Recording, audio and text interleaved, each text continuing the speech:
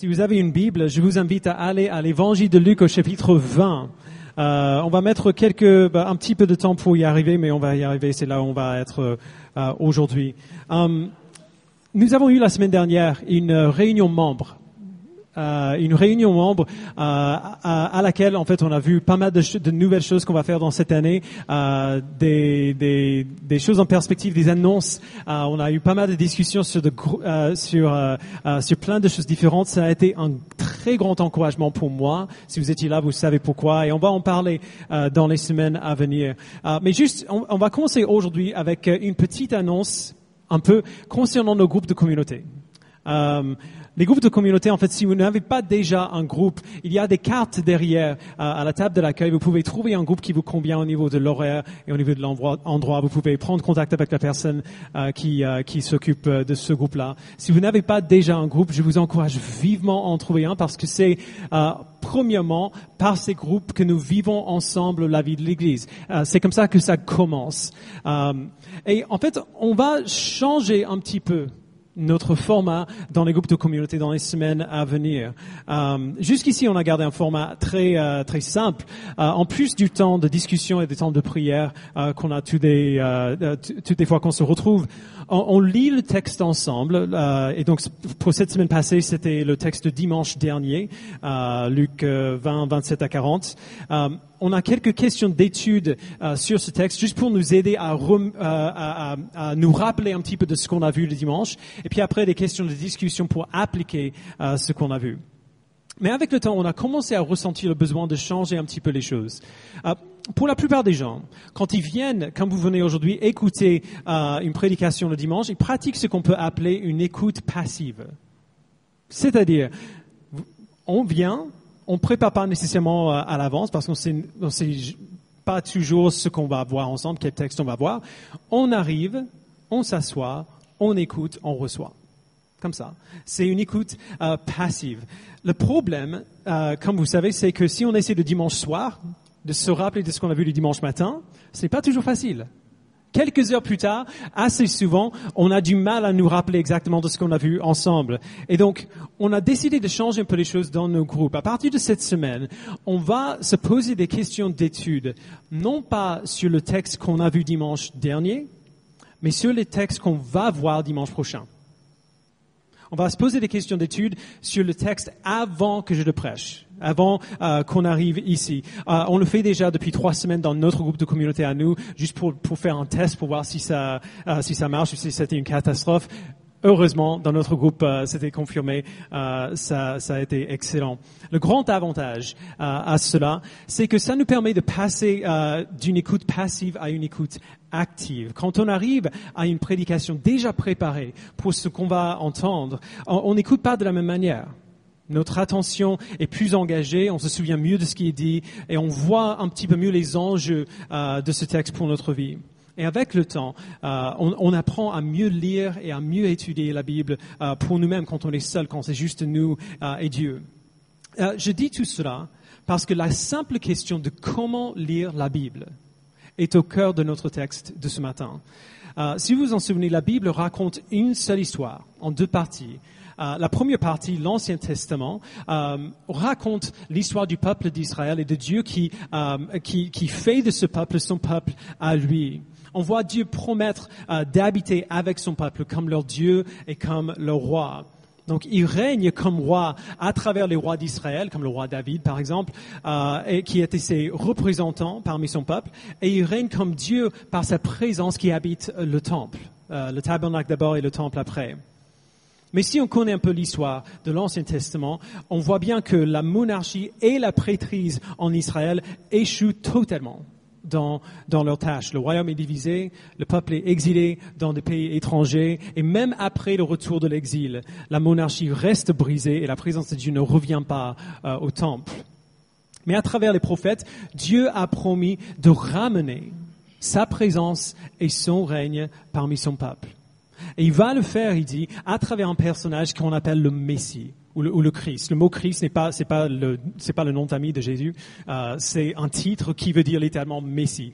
La grande question, c'était comment est-ce que ce Messie allait venir et à quoi est-ce qu'il allait ressembler. Les gens avaient quelques idées. Les promesses de l'Ancien Testament disaient que le Messie serait un descendant du roi David. Dans Ésaïe 9, par exemple, on trouve une des prophéties les plus connues concernant le Messie. Donc on voit Ésaïe 9, verset 5. En effet, un enfant nous est né. Un fils nous a été donné et la souveraineté reposera sur son épaule. On l'appellera merveilleux conseiller, Dieu puissant, Père éternel, prince de la paix. Étendre la souveraineté, donner une paix sans fin au trône de David, donc voilà la famille de David, et à son royaume, l'affermir et le soutenir par le droit et par la justice dès maintenant et pour toujours. Voilà ce que fera le zèle de l'Éternel, le maître de l'univers. Donc tout le monde connaissait ces promesses à l'époque de Jésus. Tout le monde savait que Dieu avait promis d'envoyer un Messie pour son peuple et que ce Messie viendrait dans la lignée de David, serait un descendant du roi David. Et David lui-même avait prophétisé concernant le Messie à venir. Il a écrit des psaumes qu'on appelle les psaumes messianiques, qui parlent du Messie à venir. Et le plus célèbre de ces psaumes, celui qu'on cite le plus souvent dans le Nouveau Testament, c'est le psaume 110. On va lire ensemble les 4 premiers versets du psaume 110, juste pour nous situer un petit peu. Donc, psaume 110, verset 1. « L'Éternel a déclaré à mon Seigneur, assieds-toi à ma droite, jusqu'à ce que j'ai fait de tes ennemis ton marchepied. L'Éternel étendra de Sion le sceptre de ta puissance, domine au milieu de tes ennemis. Ton peuple est plein d'ardeur quand tu rassembles ton armée, avec des ornements sacrés du sein de l'aurore. Ta jeunesse vient à toi comme une rosée. L'Éternel l'a juré et il ne se rétractera pas. Tu es prêtre pour toujours, à la manière de Melchizedek. » Alors évidemment, le mot Messie n'apparaît pas dans ce psaume, mais ce qu'on voit, c'est la prophétie d'un roi futur qui régnera pas seulement à cause de sa famille, parce qu'il est fils d'un roi ou descendant d'un roi, mais parce que Dieu lui-même va l'établir comme roi. C'est l'Éternel qui étend le sceptre de sa puissance. En plus, David décrit ce roi pas seulement comme un roi, mais comme un prêtre. Verset 4, « Tu es prêtre pour toujours », il dit. Et donc David dit que ce Messie ne sera pas seulement roi, il sera un prêtre de Dieu, choisi et équipé par Dieu pour accomplir ce rôle-là, et qui va régner comme prêtre et comme roi pour toujours. Alors, pour résumer tout cela, Dieu avait promis d'envoyer un Messie. Ce Messie viendrait de la famille de David. Il ne serait pas seulement roi, mais un roi prêtre, choisi et envoyé par Dieu lui-même. Toutes ces informations-là étaient présentes dans les esprits des Juifs à l'époque de Jésus. Et donc, du coup, on peut voir pourquoi les autorités religieuses commençaient à paniquer quand Jésus est arrivé là où on le voit dans notre texte. Au chapitre 19 de l'évangile de Luc, Jésus entre dans Jérusalem comme le roi de son peuple. Les gens le célèbrent comme le roi de son peuple et il commence à exercer son autorité comme roi en nettoyant le temple et en enseignant dans le temple. Ça fait flipper les chefs religieux, évidemment, parce que eux, ils veulent à tout prix maintenir leur contrôle de la vie religieuse du peuple d'Israël. Et donc, au chapitre 20, ils commencent à mettre Jésus au défi, à le mettre devant certains challenges, si on veut le voir comme ça. Ils essaient de montrer qu'il n'est pas le roi que tout le monde pense, qu'il n'est pas le roi qui prétend être. Ils viennent à lui avec 3 attaques distinctes, comme on a vu dans les semaines passées. Donc d'abord, il questionne directement son autorité.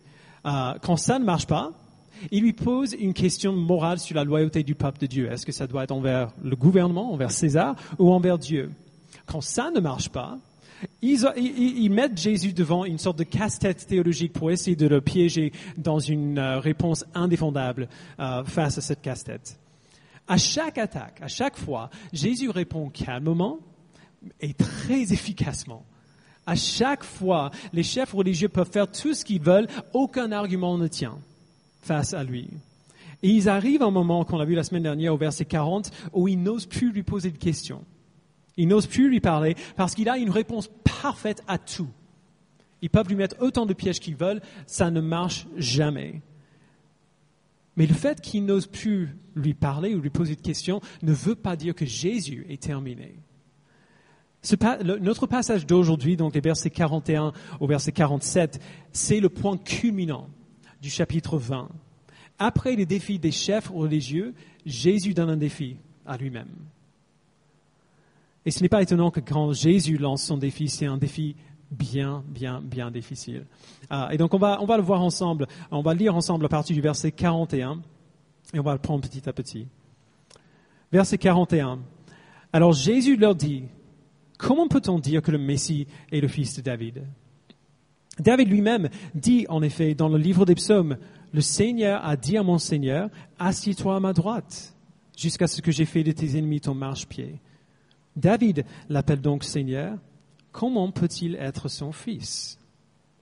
Donc le défi de Jésus ici dépend de deux réalités importantes.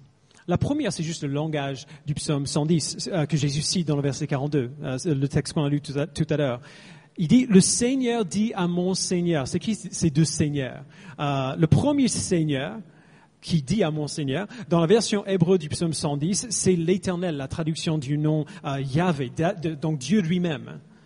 Et quand David dit « mon Seigneur », le Seigneur dit à mon Seigneur, c'était compris qu'il parlait du Messie, le Messie à venir. Donc littéralement, il dit « Yahvé », donc Dieu dit à mon Messie, « assieds-toi à ma droite ».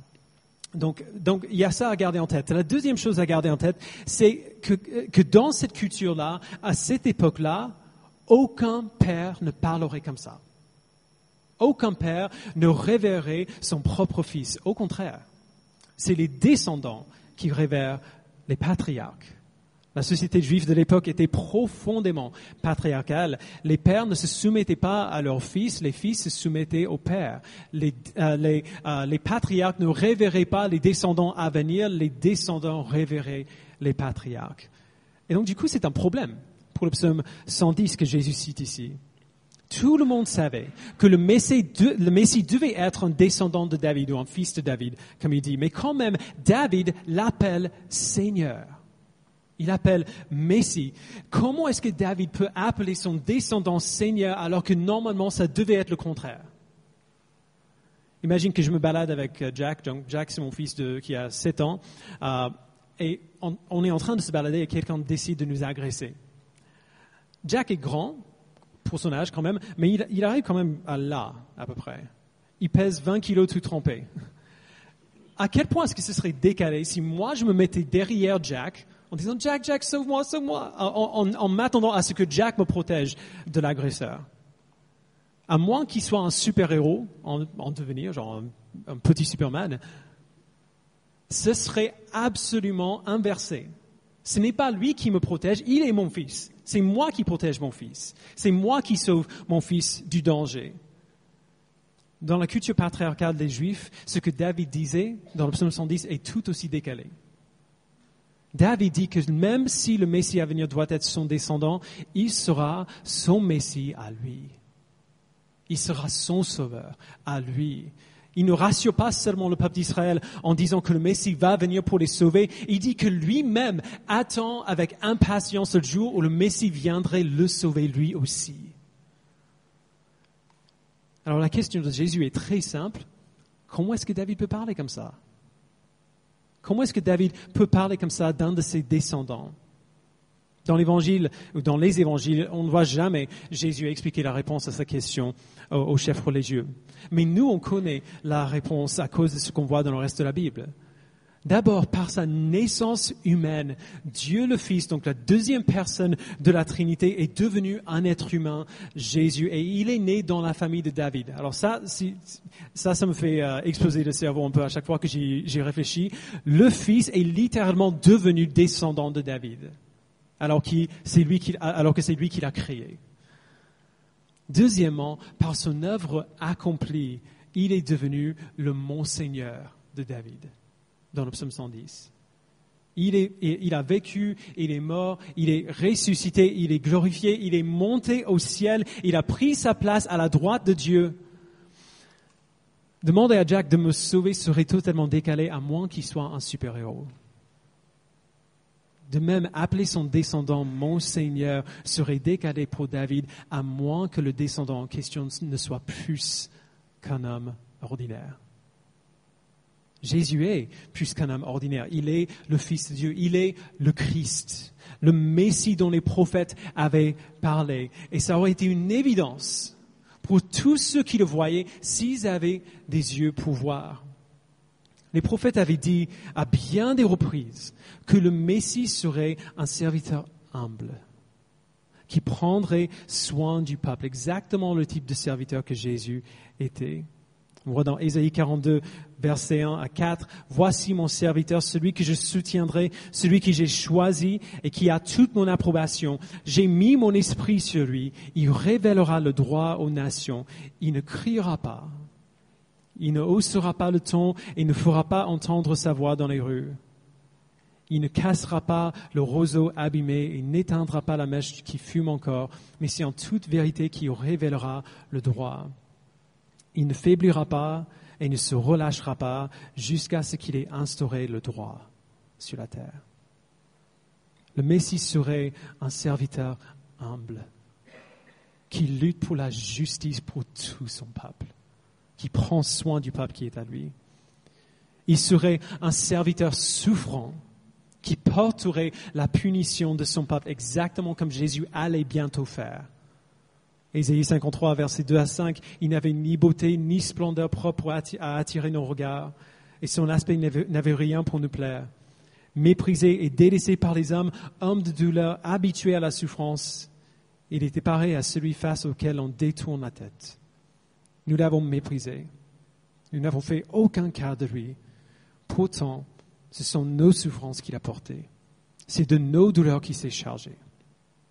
Et nous l'avons considéré puni, frappé par Dieu et humilié, mais lui, il était blessé à cause de nos transgressions, brisé à cause de nos fautes. La punition qui nous donne la paix est tombée sur lui. Et c'est par ses blessures que nous sommes guéris. » Ça, c'est la réalité que les dirigeants religieux avaient ratée tout ce temps. Et ils l'ont raté parce que tout simplement, ils lisaient mal leur Bible. Quand ils lisaient les prophéties concernant le Messie, ils interprétaient ces prophéties à la lumière de ce qu'ils voulaient. Ils voulaient revenir au jour de gloire du roi David. Ils voulaient être une nation puissante. Ils voulaient être libres de la domination étrangère. Ils voulaient maintenir leur tradition religieuse. Et quelle est la réponse au désir comme ça? Qu'est-ce que la plupart des nations font quand ils veulent ce genre de choses? Ils espèrent ou ils votent pour quelqu'un qu'ils voient comme un leader politique ou militaire assez puissant pour leur donner ce dont ils ont envie. Autrement dit, les chefs religieux lisaient leur Bible à la lumière de leurs propres aspirations politiques pour leur pays. Ils voulaient être libres et indépendants et puissants. Et donc, quand Dieu promet d'envoyer un Messie pour les sauver, ils se disaient, mais bien sûr que le Messie sera le type de Messie qu'il nous faut. Le type de leader qu'on espère. Un guerrier, un politicien surdoué, un dirigeant puissant. Alors bien sûr, ces désirs ne sont pas mauvais en soi. Le désir d'être indépendant, libre de la domination étrangère, c'est normal qu'on ait envie de ce genre de choses. Le problème n'est pas en ce qu'ils voulaient. Le problème, c'est qu'ils ont permis à ce que leur lecture de la Bible soit formée par leurs désirs, plutôt que de laisser la Bible former leur idée de ce qu'ils devraient désirer. De laisser la Bible leur dire ce qui va se passer. On fait cela tout le temps. Tout naturellement. On vient à la Bible comme une sorte de machine à bonbons divine. Je prendrai un Mars, un Snickers, un Twix, la noix de coco, j'aime pas trop, donc le Bounty, je laisse. Amen. On veut quelque chose. Et quand on lit sa Bible, surprise, on voit Dieu nous promettre exactement ce qu'on veut. On vient à la Bible avec nos désirs de bonheur ou de prospérité ou de confort ou de paix et on veut tellement de ces choses qu'on souffre d'une sorte d'aveuglement sélectif quand on lit la Bible. On voit les promesses de ces bonnes choses qui sont dans la Bible, la paix, la joie, la prospérité, le bonheur, ces promesses sont dans la Bible. Mais on veut tellement ces choses qu'on saute la souffrance et le travail et la douleur et la persécution par laquelle on doit passer avant d'y arriver. Ces choses sont des promesses pour le monde à venir. C'est une chose dangereuse de venir à la Bible avec une idée fixe de ce qu'on veut en tirer. plutôt que de laisser la Bible nous enseigner ce que nous devrions vouloir. C'est une chose dangereuse de venir à la Bible avec une idée déjà préconçue de ce qu'on va y trouver, plutôt que de venir à la Bible pour voir ce qu'elle dit, tout simplement. Et c'est ça l'erreur des chefs religieux. Ceux qui voulaient ce dirigeant politique puissant n'était jamais la manière dont Dieu avait prévu de sauver son peuple. C'est pas comme si que Dieu avait prévu les choses. Et s'ils avaient lu la Bible pour ce qu'elle est, ils auraient vu cela. Ils auraient vu que le Messie n'apparaîtrait pas comme puissant, mais plutôt comme quelqu'un de humble. Il aurait la victoire par ce qui semble être la défaite. Ou pour le dire autrement, David dit dans son psaume, le Seigneur dit à mon Seigneur, assis-toi à ma droite jusqu'à ce que j'ai fait de tes ennemis ton marchepied. Comment est-ce que Dieu allait faire des ennemis du Messie son marchepied? En les laissant le tuer. En laissant ses ennemis le mettre sur la croix et la crucifier. Le Messie souffrirait à leurs mains pour les péchés de son peuple, exactement comme Ésaïe avait dit. Mais les autorités ne voient pas ça, parce qu'ils pensent savoir tout ce qu'il leur faut savoir. Ils ont passé leur vie à étudier les Écritures. Alors bien sûr qu'ils savent la lire. Bien sûr qu'ils savent lire la Bible. Ce charpentier de Nazareth ne va pas nous donner de leçons. Alors Jésus, du coup, les laisse là. Il ne répond pas à ces questions. De comment est-ce que David peut appeler le Messie, son descendant, mon Seigneur? Il n'explique pas comment le Messie peut être le descendant et le Seigneur de David. Il ne devrait pas avoir besoin de le faire. Si ces hommes connaissaient vraiment la parole de Dieu, s'ils avaient lu la parole de Dieu pour ce qu'elle était, plutôt pour ce qu'ils voulaient, ils auraient connu la réponse à la question. C'était pas mystérieux. Et c'est ça que Jésus essaie de montrer ici. Son but principal n'était pas de répondre à une question théologique sur le Messie.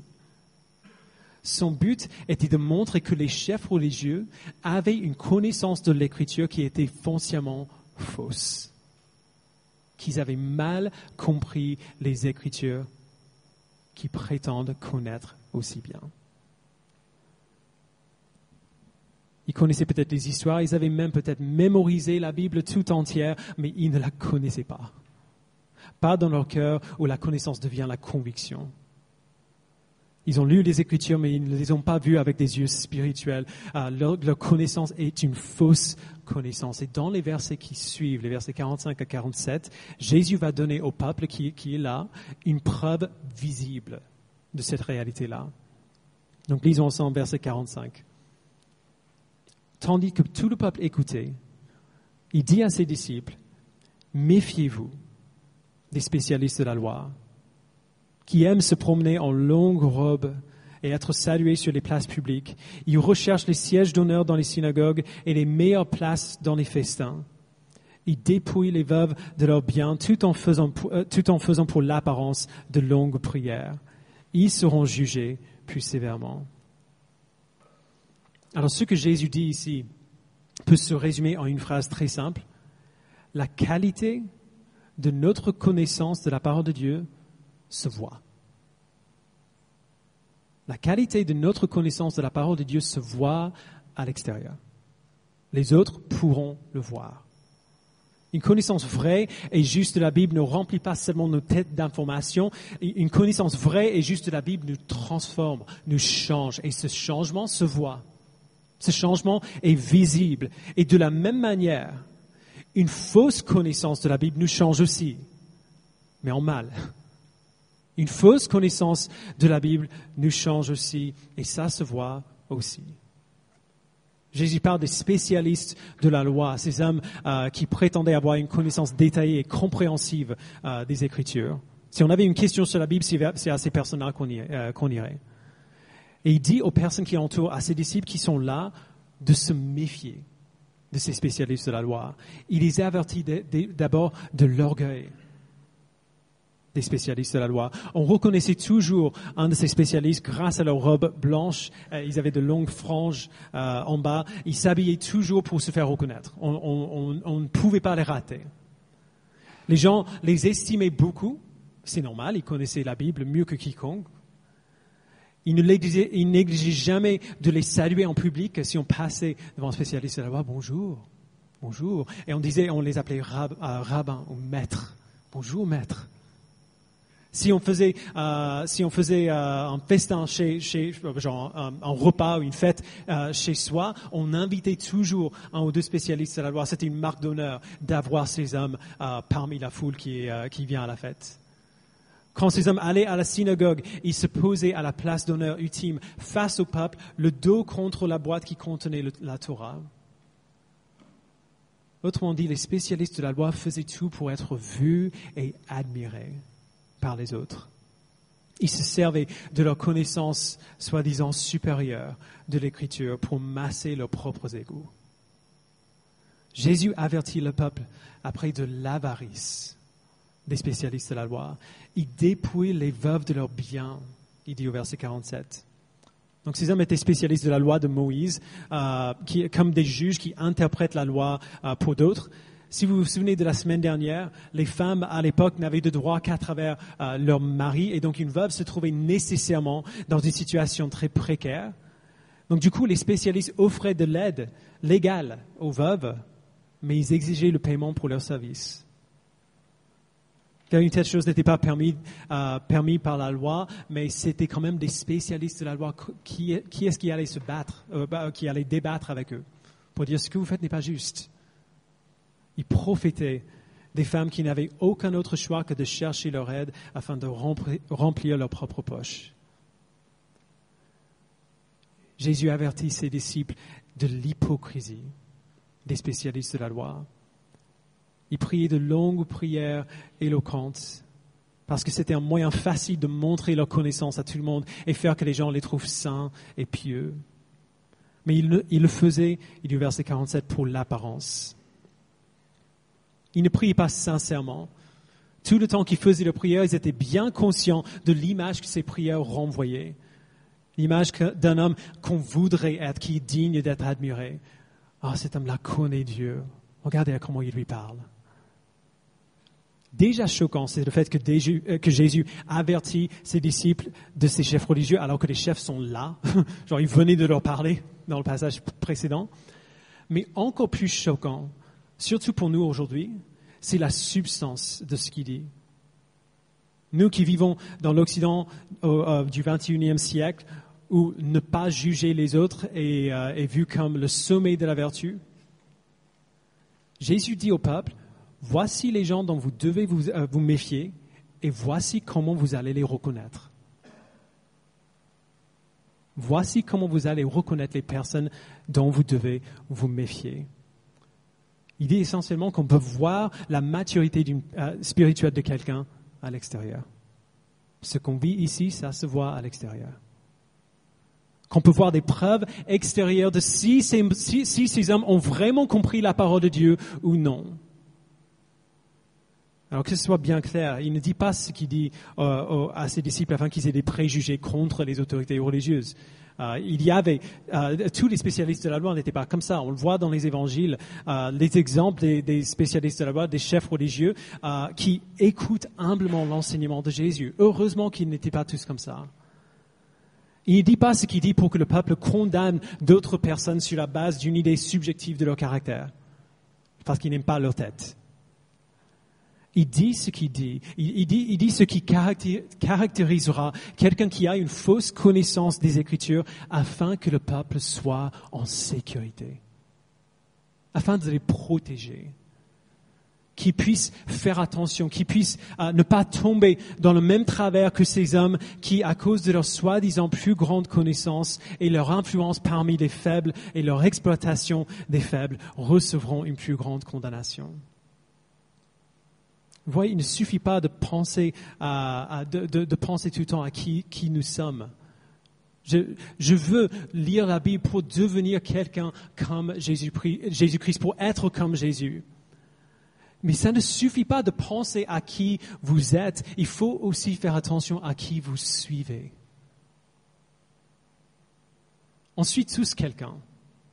On admire tous quelqu'un, on apprend tous de quelqu'un d'autre. C'est comme ça qu'on est créé. Dieu nous a créés pour la communauté, pour vivre en communauté, pour grandir en communauté, pour apprendre les uns des autres en communauté. On doit tous avoir des chrétiens plus mûrs dans leur foi de qui on peut apprendre. Et naturellement, on a tendance à suivre ces personnes qui sont impressionnantes, qui sont éloquentes, qui arrivent à nous expliquer des choses, qui ont des réponses à nos questions. Mais on n'apprend pas seulement de ce qu'on entend, on apprend aussi de ce qu'on voit, et presque surtout de ce qu'on voit. Lohan et moi, on parle souvent de comment, il y a plusieurs années, Philippe et Rachel Moore nous a pris un peu sous leurs ailes quand on est arrivé pour faire le stage à l'église de l'année. On a appris autant, voire plus, de ce couple en les observant qu'en écoutant ce qu'ils disaient. Parfois, on parlait de la doctrine, bien sûr. Philippe, c'était notre pasteur, et donc on écoutait chaque semaine ses prédications. Mais en plus de cela, on était très souvent chez eux. Et on voyait comment ils vivaient. On entendait comment ils se parlaient l'un à l'autre. On voyait comment ils se comportaient avec leurs enfants, comment ils corrigeaient leurs enfants. On observait leurs interactions avec les autres. On a vu ce à quoi ressemble la vie chrétienne en pratique. La vérité très simple, c'est que certaines personnes méritent d'être suivies et d'autres personnes ne le méritent pas, même dans l'Église. Ce sont des chefs religieux auxquels Jésus fait des reproches ici. Ces personnes contre qui Jésus avertissait, c'était des leaders, ceux qui connaissaient plus que quiconque. Mais quand même, il dit, peu importe ce qu'ils disent, regardez à leur vie. Regardez à comment ils se comportent. Regardez ce qu'ils font et pourquoi, et vous verrez que ce ne sont pas des modèles à imiter. Et cette réalité-là devrait nous faire réfléchir sur la réalité de ce qu'ils disaient. Ils disent des choses impressionnantes sur la parole de Dieu. Ils ont une réponse à tout. Mais est-ce qu'ils vivent ce qu'ils disent? Est-ce qu'ils vivent selon la loi et le caractère de Dieu qu'on trouve dans la parole? Et sinon, est-ce qu'on veut vraiment faire confiance à ce qu'ils disent? Si c'est ça que ce qu'ils croient produit en eux. Quand on lit ce texte, ça fait quand même peur. Pour moi, d'abord parce que je parle, je suis un peu à la place de ces chefs religieux, entre guillemets, qui expliquent la parole de Dieu chaque semaine. Et donc je sais que ce texte veut dire que vous devez vous méfier de moi. Ou en tout cas, que vous devriez m'observer et voir comment je vis ma vie, pour voir si ce que je vis colle avec ce que je dis. C'est très intimidant. Mais ça fait peur pour tout le monde, en fait. Quand on lit ce texte, on voit ces dirigeants religieux qui étaient spécialistes de la loi, qui se sont trompés à un point terrible. Comment est-ce que c'est arrivé? Comment est-ce que ces hommes qui connaissaient tout sur la Bible ont pu se tromper à ce point? Qu'est-ce qui les a donné de tellement mal interpréter la Bible? Qu'est-ce qui a produit en eux un tel égoïsme et une telle hypocrisie? On veut le savoir parce qu'on veut savoir éviter les mêmes erreurs. Et si ces hommes qui ont littéralement mémorisé la Bible mot pour mot se sont trompés à ce point, quel espoir pour nous? Les chefs religieux comprenaient mal les Écritures parce qu'ils sont venus à la Bible avec un agenda égoïste, avec une idée préconçue de ce qu'ils allaient trouver et de ce qu'ils voulaient en tirer. Et leur agenda égoïste a produit en eux des tendances égoïstes qui ont nourri leur lecture égoïste de la Bible, qui a produit donc encore plus de tendances égoïstes et ainsi de suite. C'est la boule de neige qui n'arrête pas. Mais la Bible n'est pas là principalement pour nous donner ce que nous cherchons. La Bible n'est pas là principalement pour nous donner ce qu'on veut. Qu'est-ce que la Bible vraiment? Pourquoi est-ce qu'on la lit? Pour savoir diriger une église? Pour apprendre de vivre de manière éthique? Pour avoir un mariage heureux? Pour apprendre ce qu'il faut ne pas faire en voyant les erreurs des autres? Alors on trouve toutes ces choses et bien plus encore dans la Bible. Mais nous ne lisons pas la Bible principalement pour apprendre des choses comme ça. Nous lisons la Bible pour rencontrer le seul vrai Dieu dans la personne de Jésus-Christ, son Messie. C'est ça le but. À chaque fois qu'on ouvre la Bible, tout le reste est un effet joyeux, est un effet secondaire très joyeux. Tout ce que la Bible produit en nous est un effet secondaire joyeux. La raison pour laquelle on lit la Bible, c'est pour rencontrer le seul vrai Dieu. La Bible est la parole de Dieu envers son peuple. Aujourd'hui, la Bible est la manière principale dont Dieu se révèle à son peuple par son esprit. La Bible est la manière dont on sait qui est Dieu et pourquoi il est bon et à quoi il ressemble et ce qu'il désire et ce qu'il aime et ce qu'il compte faire de ce monde qu'il a créé. Connaître Dieu, c'est le but à chaque fois qu'on ouvre la Bible. Alors, sûrement on va se tromper. Sûrement, on va lire la Bible parfois et on va mal comprendre. On doit quand même réfléchir bien dur quand on lit la Bible. Il y a des textes qui sont hyper compliqués. Heureusement, il y a des frères et sœurs depuis 2000 ans qui réfléchissent sur ces choses et qui ont écrit des choses pour nous aider à réfléchir. Et nous avons la communauté de l'Église ici pour nous aider à rester bien sur les rails. Mais, et je sais que ce que je vais dire va être un peu controversé pour certains, si nous venons à la Bible avec le but principal de connaître notre Dieu, avec l'aide de l'Esprit et de nos frères et sœurs en Christ passés et présents, on aura raison plus souvent qu'on aura tort. Si nous venons à la Bible pour connaître notre Sauveur, pour connaître notre Dieu, et nous prions que son Esprit nous éclaire, et nous posons des questions si on en a aux frères et sœurs plus mûrs dans notre foi, si on vient à la Bible de la bonne manière, on aura raison plus souvent qu'on aura tort. Parce que Dieu veille sur son peuple. Il veille sur la compréhension de sa parole par son Esprit.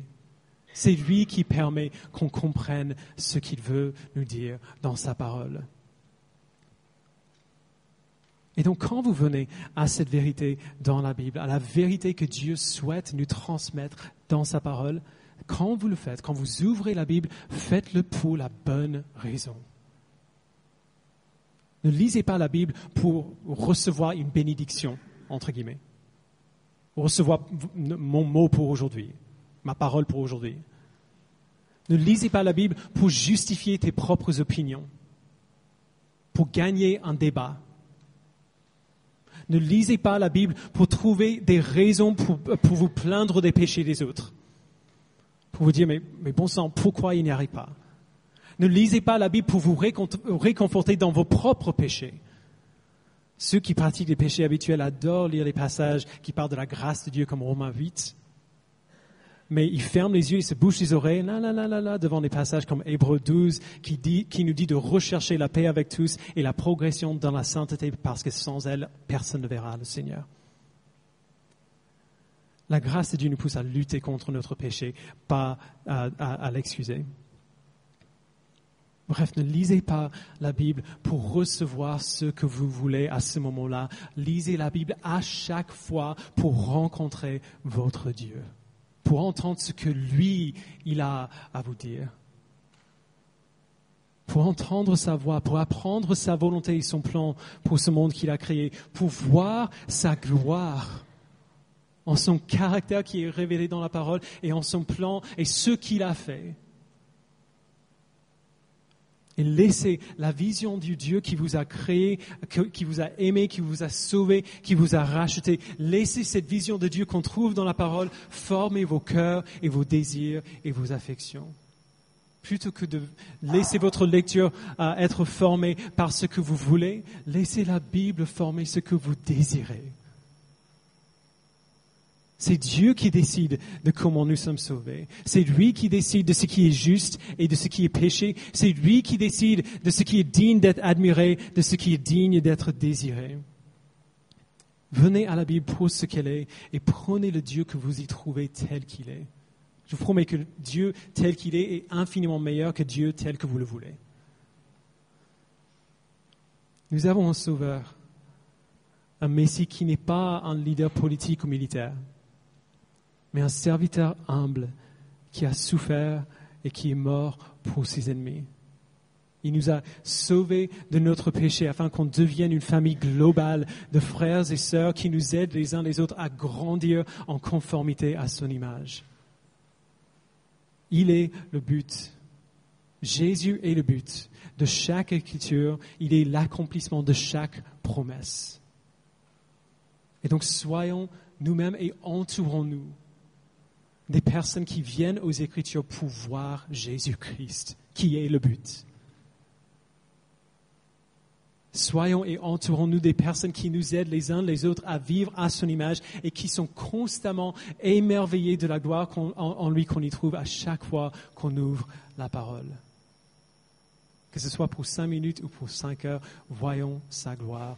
Ouvrons la Bible pour le voir, pour le rencontrer, pour le connaître. Je vous invite à prier avec moi.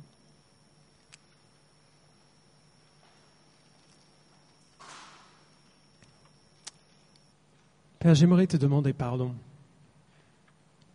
Je suis le plus coupable de tous ici. Pardon, Père, pour chaque fois, pour toutes les fois où j'ai pris ce livre que j'ai d'entre les mains à la légère. Que j'ai ouvert la Bible par simple curiosité. Ce n'est pas une mauvaise chose de lire ta parole par curiosité, parce qu'on a une question, parce qu'on cherche à comprendre quelque chose. Mais le fondement de chaque question, le fondement de chaque recherche, le fondement de chaque curiosité que nous avons par rapport à ta parole, doit toujours être d'entendre ta voix. On voit par ces chefs religieux à quel point il est dangereux de chercher des informations dans la Bible sans chercher à te connaître, sans chercher à voir ta gloire.